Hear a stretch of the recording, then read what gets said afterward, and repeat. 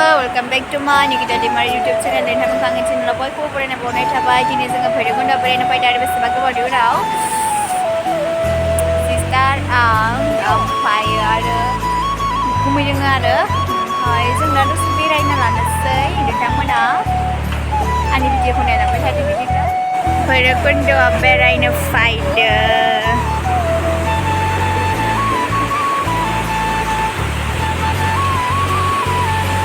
ओरैबायदि मानसि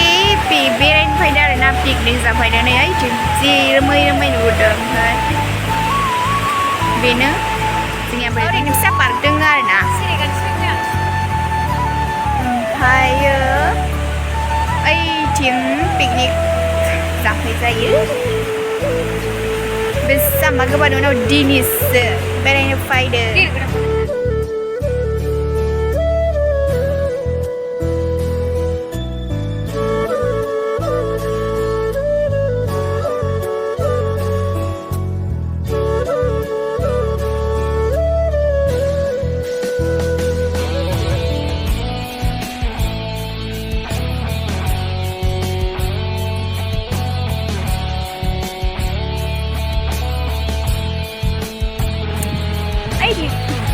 हाजो